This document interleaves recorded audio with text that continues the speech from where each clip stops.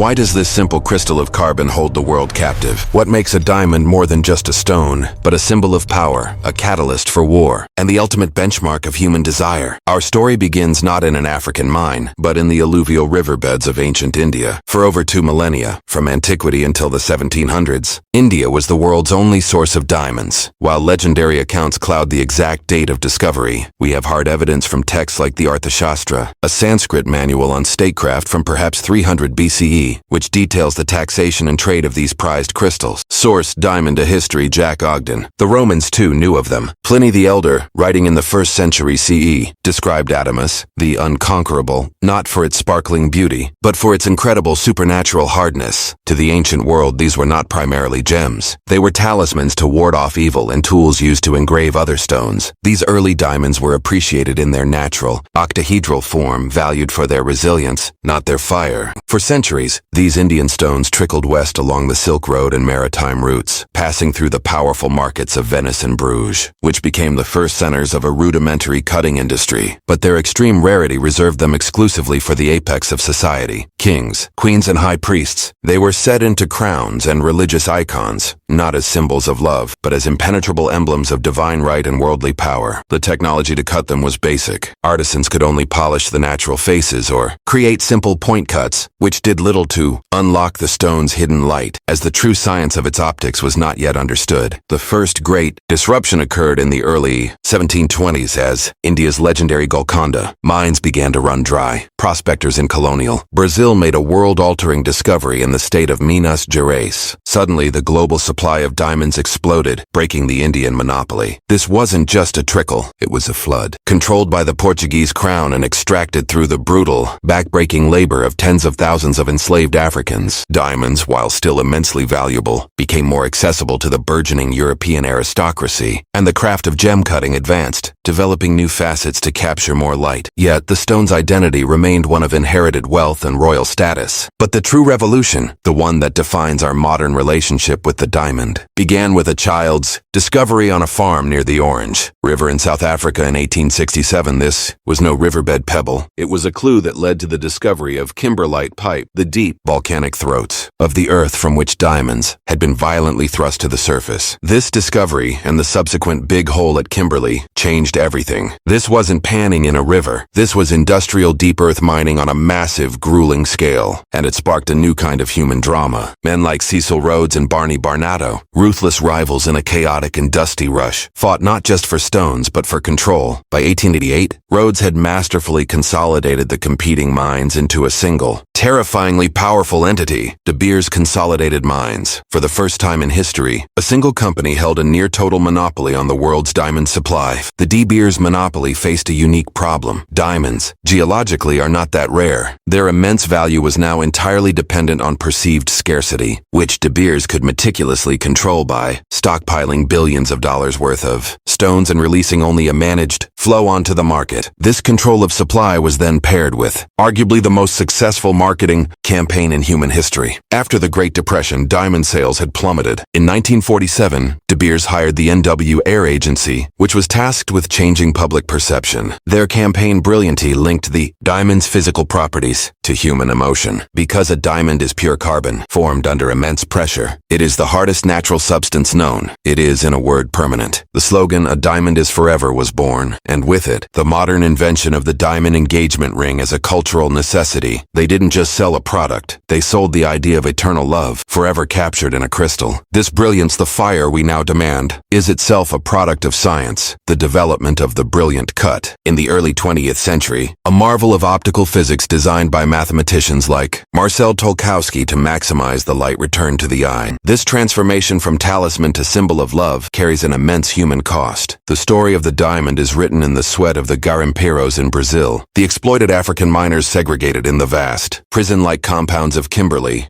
and, in the late 20th century, the victims of brutal civil wars. The term blood diamond entered our lexicon as rebel groups in Sierra Leone, Angola, and the Democratic Republic of Congo funded their atrocities by trading in these easily smuggled high-value stones. The Kimberley Process Certification Scheme, established in 2003, was an attempt by the industry to stop this flow, but critics argue it remains a flawed system, unable to account for state-sponsored violence or human rights abuses. Outside its narrow definition of conflict, some historians suggest our fascination endures because the diamond is the perfect metaphor. Its journey from the crushing, violent darkness deep within the earth to a symbol of pure, perfect light resonates with our own ideals of transformation and endurance. It's a story of geology, of shrewd economics, and of masterful public relations. But more than that, the history of the diamond is a mirror. It reflects our capacity for ingenuity and our desire for beauty, but it also reflects our history of exploitation, our obsession with control, and our desperate human need to make the most fleeting of emotions, love, power, and memory, feel permanent. What began as an Indian river stone, valued for its unconquerable hardness, was transformed by monopoly and marketing into the ultimate symbol of commitment, proving that the most valuable thing about a diamond isn't its carbon structure, but the story we have been taught to tell about it. If you love exploring the hidden forces that shaped our world, subscribe for more stories like this.